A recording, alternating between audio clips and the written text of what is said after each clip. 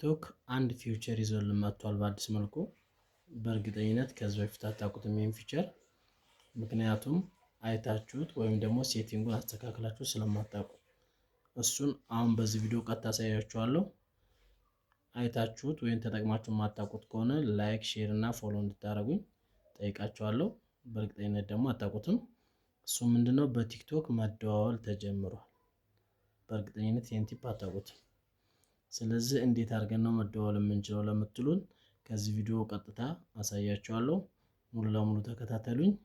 እናንተ ላይክ፣ ፎሎ፣ ሼር በማድረግ ቪዲዮ እንድትጀምሩት አደራ ማለት ፈልጋለሁ። በቀጥታ ወደ ቪዲዮ ገብተን እዚች ጋር ፕራይቬሲ ሴቲንግ ኤንድ ፕራይቬሲ ውስጥ እንገባለን።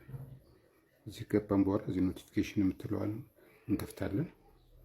ኖቲፊኬሽን የሚለውን ከከፈትን በኋላ ይህን ላይ ስክሮል አድርገን ቮይስ ኮል የሚላለ ይኸው ቮይስ ኮል የሚለውን ክሊክ አድርገን ለመደወል እንዲያስችለን መደወልማ እንዲደወልን መደወል ማንፈልግ ከሆነ ነው ዋን የሚለውን እናደርገዋለን።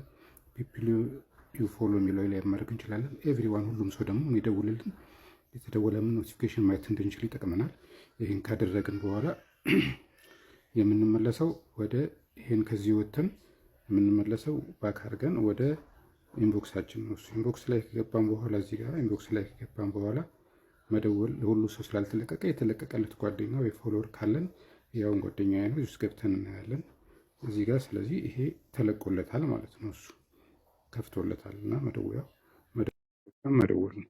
እንደዚህ አይነት መልክ እንደውላለን። ቲክቶክ ላይ በዚህ አይነት መንገድ መደዋወል ትችላላችሁ። ቤቱን ፎሎ ሼር